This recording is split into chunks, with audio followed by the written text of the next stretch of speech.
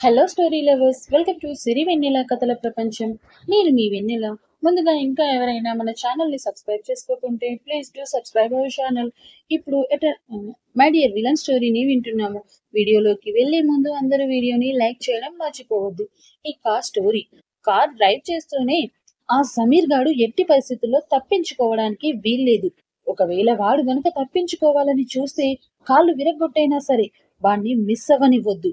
వాడు మిస్ అయ్యాడా, మీరు నా చేతుల్లో చచ్చారే అని గట్టిగా అరుస్తూ చెప్పి యాక్సిలేటర్ ని ఓ తొక్కు తొక్కగానే స్పీడోమీటర్ ని అమాంతం పెంచేశాడు ఆరవ్. తన వెనకే మైనా కార్తో దూసుకు వస్తున్న సామ్రాట్ కి అర్థం కాలేదు. ఆరవ్ ఒక్కసారిగా స్పీడ్ పెంచడానికి గల రీజన్ ఏంటో. కానీ అతన్ని ఫాలో అవ్వడానికి మాత్రం శత విధాలా ట్రై చేస్తున్నాడు.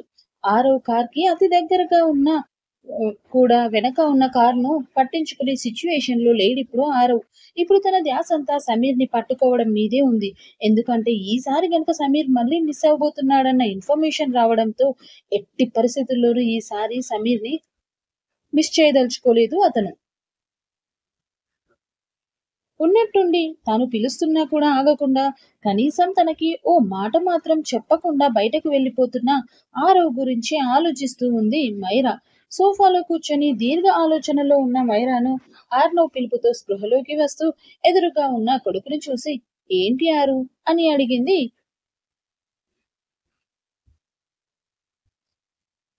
ఆ మాట నేనడగాలి మామ్. అసలేమైంది నీకు? ఎందుకిలా ఉన్నావు? దేని గురించి అంతగా ఆలోచిస్తున్నావు? అని ఆర్నవ్ అడగడంతో ఆరవ్ గారు పిలుస్తున్నా వినకుండా హడావిడిగా బయటికి వెళ్ళిన విషయం చెప్పింది మైరా. ఏదైనా మీటింగ్ నుండి వెళ్ళారేమోలే మామ్. ఎందుకు ప్రతిదానికి ఇలా ఓవర్ గా థింక్ చేస్తుంటావు? వచ్చేస్తారులే అని కొట్టిపాడేశాడు ఆర్నవ్. లేదురా, కొద్ది రోజుల నుండి చూస్తున్నాను. మీ డాడీ డైరెక్ట్ గా ఏ మీటింగ్స్ ఇంటర్వ్యూకి అపాయింట్మెంట్ ఇవ్వలేదని చెప్పారు. పైగా ఆరవ్ గారి వెనుక సామ్రాట్ కూడా అంతే ఫాస్ట్ గా వెళ్ళాడు అని చెప్పింది మైరా. వాట్? వాడు కూడా వెళ్ళాడా? Something is fishy. ఎంతసేపు అయింది మామ్ వాళ్ళు వెళ్ళి అని డౌట్ గా అడిగాడు ఆర్నవ్. గంట దగ్గరికి కావస్తుందిరా అని మైరా చెప్తున్న మాటకి ఒక్కసారి డాడ్ కి కాల్ చేయమా అన్నాడు ఆర్నవ్. హా, చేశానురా, మీ డాడీ కాల్ లిఫ్ట్ చేయట్లేదు అంది మైరా మెల్లిగా. ఓ అవునా అని ఆలోచిస్తూనే, ఓకేమా, నేను ఓసారి డాడీ ఆఫీస్ కి వెళ్ళేసి వస్తాను అంటూ సోఫాలోంచి లేచి బయటకు వచ్చాడు ఆర్నవ్.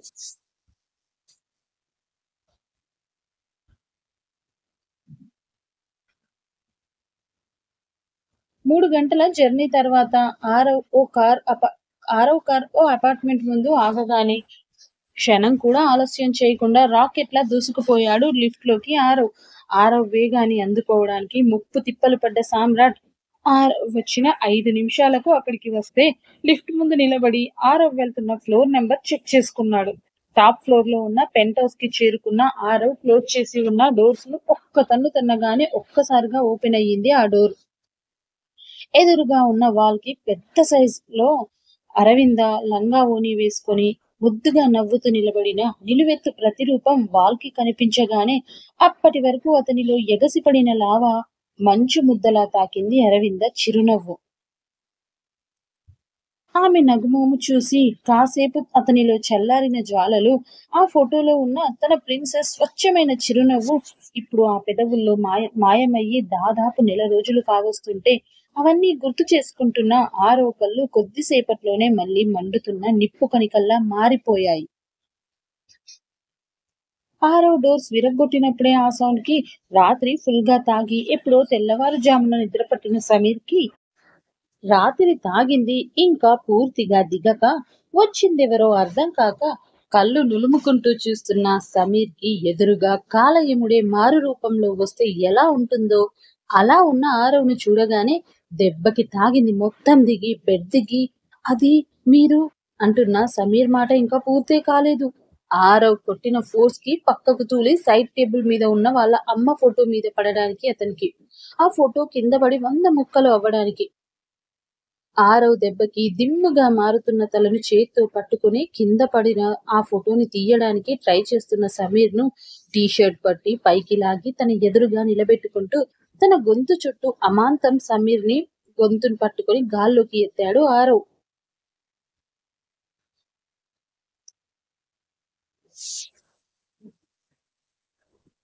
ఊహించని ఆ పరిణామానికి ఊపిరి ఆడని సమీర్ ఉక్కిరి బిక్కిరి అయిపోతూ ఆరో చేతుల మీద చేతిని వేసి దూరం జరపడానికి ట్రై చేస్తున్నాడు తన శత విధాలుగా సాయశక్తుల.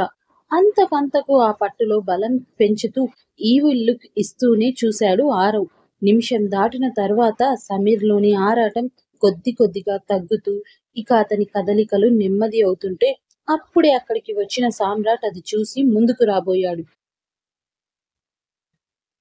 అంత త్వరగా సమీర్ చనిపోవడం అస్సలు ఇష్టం లేని ఆరవ్ ఒక్కసారిగా అతని గొంతు వదలగానే ఓ బొమ్మలా దబ్బున నేల మీదికి పడిపోయాడు ఆ సమీర్.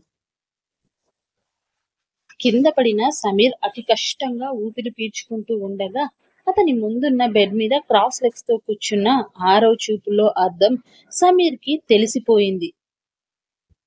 కాసేపటికి నార్మల్ అయిన సమీర్ ఆరవ్ను చూస్తూ గాఢంగా ఊపిరి వదులుతూ, నాకు అర్థమైపోయింది. ఇక నుండి ఈ హైడ్ అండ్ సీక్ గేమ్స్ ఏమి ఎండ్ కార్డ్ వేసేద్దాం. మీకు మ్యాటర్ అంతా తెలిసిపోయిందని తెలుస్తుంది. ఇప్పుడేంటి అని పొగరుగా అడిగాడు సమీర్. సమీర్ మాటల్లో బలుపుకి సామ్రాట్ పిడికిలి బిగుసుకుంటుంటే లాగిపెట్టి మళ్ళీ ఒక్కటి పీకాడు సమీర్ని ఆరవ్. నా దగ్గర బలుపు చూపించావనుకో, నా కొడక పోస్ట్ మార్టం చేయడానికి కూడా ఛాన్స్ లేకుండా చేయగలను నీ బాడీ. సో అనవసరంగా నా దగ్గర కథలు పడకుండా డైరెక్ట్ మ్యాటర్లోకి రా ఫస్ట్ అన్నాడు ఆరవ్ చాలా కూల్ గా ఉండడానికి ట్రై చేస్తూ. ఆరవ్ దెబ్బకి మండుతున్న దవడ మీద చేతులు పెట్టుకుని కోపంతో పళ్ళు కొరుకుతూ, ఏంటి మ్యాటర్? ఏంటి బెదిరిస్తున్నావా నన్ను? ఆల్రెడీ నీకు తెలిసే ఉంటుంది కదా, నువ్వు నా ఫ్యామిలీకి చేసిన అన్యాయానికి నేను నీ కూతురు జీవితం మీద కొట్టాను. దాట్స్ ఇట్ అని రిక్లెస్ గా ఆన్సర్ చేశాడు సమీర్. ఇక అప్పటి వరకు చాలా కష్టంగా తన కోపాన్ని కంట్రోల్ చేసుకుంటున్న సామ్రాట్ ఒక్క నిమిషం కూడా ఆగలేదు సమీర్ ఇస్తున్న రెక్లెస్ ఆన్సర్స్ కి. స్పీడ్ గా లోపలికి వచ్చేసి తన పంచ్ పవర్ ని రుచి చూపించాడు. ఆరవ్ కొట్టిన దెబ్బకి సమీర్ తలంతా దిమ్ముగా అయిపోతే సామ్రాట్ దెబ్బకి ఏకంగా దవడే ఓవైపు సాగిపోయింది. చిగుళ్ళు కూడా పగిలి నోట్లోంచి రక్తం బయటకు వచ్చేసింది సమీర్ కి. కింద పడిన సమీర్ గల్లా పట్టి పైకి లేపుతూ, సాలా తండ్రి మీద కోపం ఉంటే అది ఆయన మీద తీర్చుకోవాలి, అంతేగాని మధ్యలో ఆర్వీ జోలికి ఎందుకు వెళ్ళావువే నువ్వు అని మరోసారి కొట్టాడు సామ్రాట్. సామ్రాట్ చేతిలో తన్నులు తింటున్న సమీర్ కోపంగా పైకి లేస్తూ సామ్రాట్ ని చూసి, రేయ్, ఇది నాకు తనకు మధ్యలో జరిగిన విషయం. అయితే ఆర్వీ రియాక్ట్ అవ్వాలి, లేదంటే దాని బాబుగా అని ఆరవ్ గురించి అనబోతున్న సమీర్ మాట గొంతులోనే ఆగిపోయింది సామ్రాట్ పట్టుకి. అప్పటి వరకు ఆరవ్ చేతిలో పట్టుకే గిలగిలా కొట్టుకుంటున్న సమీర్ ఇక ఆ వెంటనే మళ్ళీ మరోసారి తన గొంతు సామ్రాట్ పిడికిలిలో చిక్కుకునేసరికి ఈసారి తొందరగానే స్పృహ కోల్పోవడానికి సిద్ధమైపోయాడు. కానీ ఇక్కడ మ్యాటర్ సమీర్ చావడం కాదు కదా, అసలు సమీర్ వెనక ఉన్న అస్సలు విలన్ ఎవరో తెలుసుకోవడం. సో సమీర్ వెనక ఉంది ఎవరో తెలుసుకోవడానికి ఆరవ్ సామ్రాట్ చేతిని పక్కకు నెట్టి, రేయ్, నువ్వు కాస్త ఆగు అన్నాడు సామ్రాట్ తో. అది నచ్చని సామ్రాట్ ఆరవ్ వైపు తిరిగి కోపంగా, ఏంటి ఆగేది? ఏంటి ఆగేది? వీడిని ఇప్పటికిప్పుడే ముక్కలు ముక్కలుగా నరక్కుండా ఇంకా ఏం చేస్తున్నారు, ఏం ఆలోచిస్తున్నారు అని కోపంగా అరిచాడు సామ్రాట్ ఆరవ్ మీదికి. రేయ్, అస్సలు విలన్ వీడు కాదు, వీడి వెనక ఇంకా ఎవడో ఉన్నాడు. ఎవడు పడితే వాడు అంత ఈజీగా నా కూతుర్ని టచ్ చేయలేరురా. తనెవరనుకున్నావు? Arvi, Aravinda, daughter of Aarav Nanda. ఎవడి పడితే వాడు వచ్చి నా కూతుర్ని టచ్ చేసి చీట్ చేస్తే తెలుసుకోలేని, లేదంటే కాపాడుకోలేని పిచ్చి నా కొడుకుని అనుకున్నావా నేను?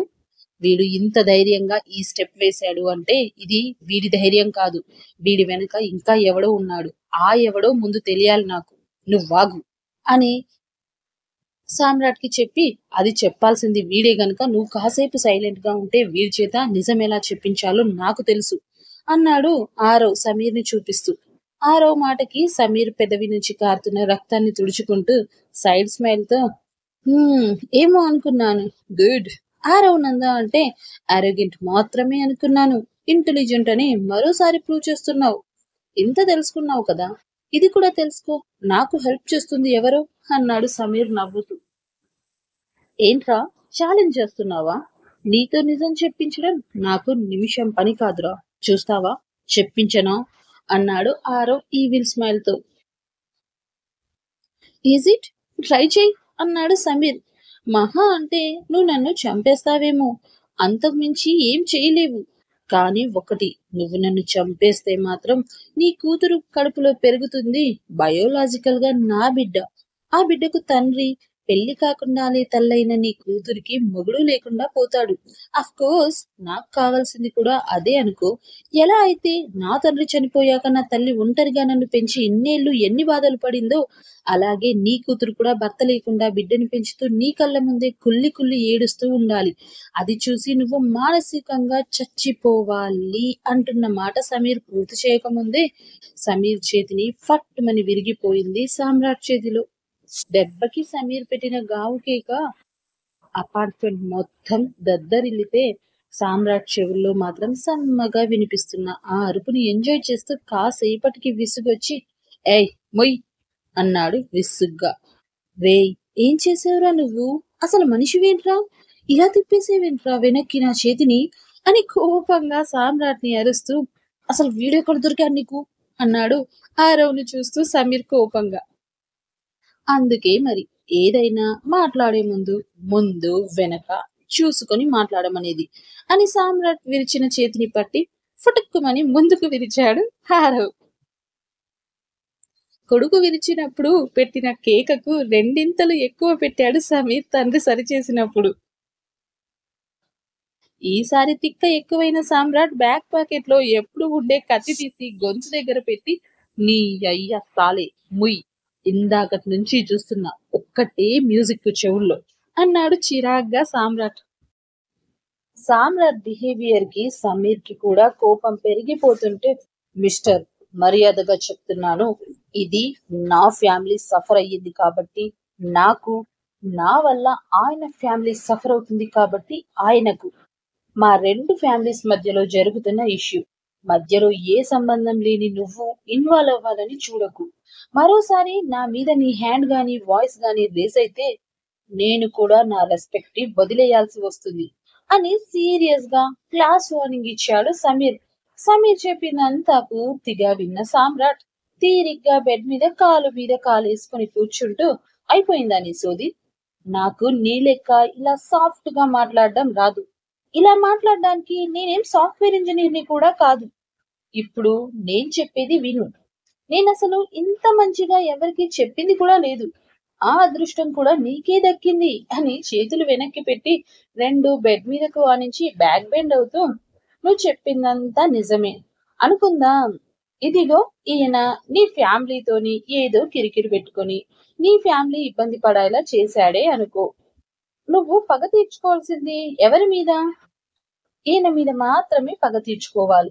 ఈయనంటే ఇక్కడ ఈయనొక్కడే, భార్య పిల్లలు వీళ్ళంతా కాదు. కానీ నువ్వేం చేశావు?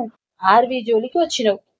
నేను కూడా ఫ్రాంక్ గా చెప్తున్నా, నువ్వు ఈయన మీద పగ తీర్చుకుంటే నేను అడ్డం వచ్చటమే కాదు. కానీ నువ్వెప్పుడైతే ఆర్వీని టార్గెట్ చేసినావో అప్పుడు నిన్ను చంపాలని ఫిక్స్ అయినా నేను. అసలు ఇప్పటి వరకు ఆగే రకం కూడా కాదు నేను. ఆర్వీకి అలా జరగడానికి కారణం నువ్వు అని తెలిసిన నెక్స్ట్ నెట్ నేను వేసేద్దామని అనుకున్నా.